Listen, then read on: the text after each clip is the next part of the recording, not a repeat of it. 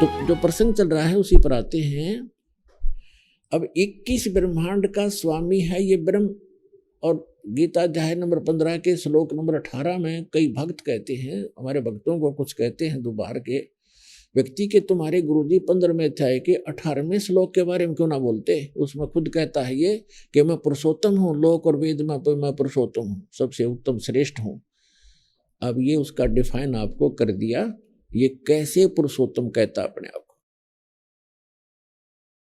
अब जो अक्षर पुरुष है ये 7 शंख ब्रह्मांड का स्वामी है। 7 शंख माने नील, पद्म, शंख, जैसे गणित की ये गिनती है, लाख, 10 लाख, करोड़, 10 करोड़, अरब, खरब, ऐसे। फिर नील, पद्म, तो शंख, ये लास्ट अंतिम गिनती है अपने भारतवर्ष की जो देवनागरी के अंदर। तो उसके 7 शंख ब्रह्मांड का वो स्वामी है। 7 शंख। और कितने ब्रह्मांड हैं? असंख्य। हमारे लिए अनगिन, लेकिन परमात्मा के लिए तो वो काउंटेबल है ही है, उसको तो सब पता है।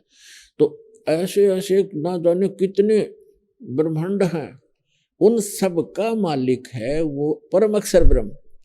और वो रहता है ऊपर सतलोक के अंदर शाश्वत स्थान में। और हम सभी और आप भी वहीं रहा करते थे। आप जी यहां आ गए अपने बालक बुद्धि से गलती करके।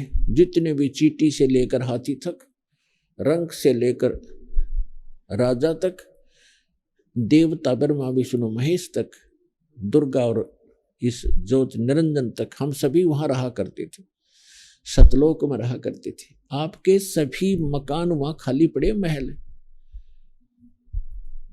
आपने यहां तो आप प्रत्येक प्राणी चाहता है कि बड़ी कोठी हो, जिसको भी जरा सी कोई पोस्ट मिल जाती है या जिसके पास कोई पैसे अपने पेट के निर्वाह से ज्यादा हो जाते हैं, तो उसकी वृत्ति क्या होती है? बढ़िया कोठी बनाऊं, चारों तरफ पार्क हो, आगे बाग बगीचे हो, उसमें झरने बह रहे हो, झूले डाल रखे हो। आपने देखा ये नकली सुख यहाँ ट्राई करते हैं बनाने की, कोई छोटा मोटा अच्छी पोस्ट हो उसके कोठी में, कि तो झूला लग रहा है, कि तो छोटे मोटे फुहारे लग रहे हैं, कोई पार्क बना रखा है। तो ये तो है नकली अस्थाई, कल मृत्यु हो जाए ये साथ नहीं चलेंगे। और सतलोक के अंदर बहुत लंबे चौड़े आपके प्रत्येक का अलग अलग दूर दूर स्थान है, अलग अलग बाग बगीचे हैं, हर तरफ सदा बाहर उसमें फल लगे रहते हैं, फुहारे छूट रहे होते हैं। हीरे पन्ने लालों के तो वहां पर पहाड़ हैं, जैसे यहाँ पत्थर के पहाड़ हैं। तो ऐसे लोग को छोड़कर हम यहाँ आ गए। एक हीरा मिल जाए किसी ने, ओहो छुपाए फिर, बहुत बड़ी चीज मिल गई, और वहां ठोकरों में पड़े हैं ये हीरे आपके। तो कहने का भाव ये है कि हम उस सुख में सथल को छोड़कर अपनी बालक बुद्धि से गलती से यहाँ फंस गए। और यहां से निकालने का तरीका केवल वो समर्थ ही बताता है। ये काल भगवान हमें इस ज्ञान का पता नहीं लगने देता। परमेश्वर ने जब हम गलती करके आए थे, उसी समय कुछ समय के उपरांत ये पूरा ज्ञान, सूक्ष्म वेद इंक्लूडिंग 4 वेद, ये सारा ज्ञान भेज दिया था, फैक्स कर दिया था इस काल यानी सर्वपुरुष ज्योत स्वरूपी निरंजन के अंतःकरण में।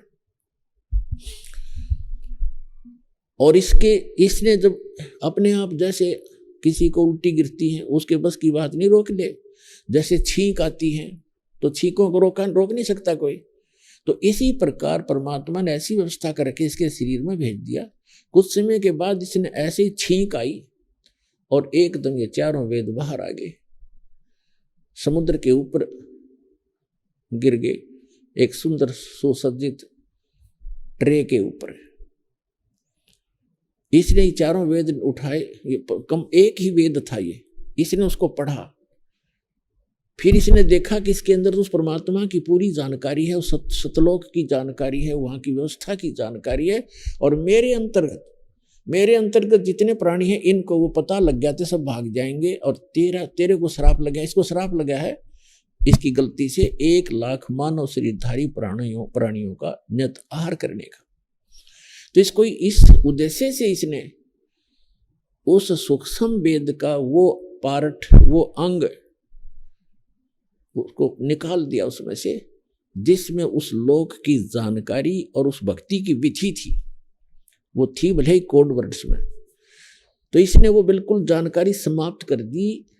और वो वेद रख जरूर दिए, क्योंकि यहाँ के इसको भी चाहिए थे, इसके ऋषि मुनियों को इसमें जख मारने के लिए वो रख दिए, जिसमें कोई मोक्ष मार्ग नहीं है, ज्ञान अवश्य है इन चारों वेदों में। और मंत्र अपने अपने सत्र का छोड़ दिया, ओम मंत्र छोड़ दिया, बाकी खत्म कर दिया। तो जिस कारण से इस कंप्लीट स्पिरिचुअल नॉलेज को, यानी सारे दातम ज्ञान को और कंप्लीट मेथड ऑफ वर्शिप को, वे ऑफ वर्शिप को, कंप्लीट कोर्स, पूर्ण ये मोक्ष भक्ति मोक्ष मार्ग को, मोक्ष विधि को और संपूर्ण कर्मों की जानकारी देने के लिए, इन सब को बताने के लिए वो परमेश्वर स्वयं आता, उस अक्षति को पूर्ति करने के लिए।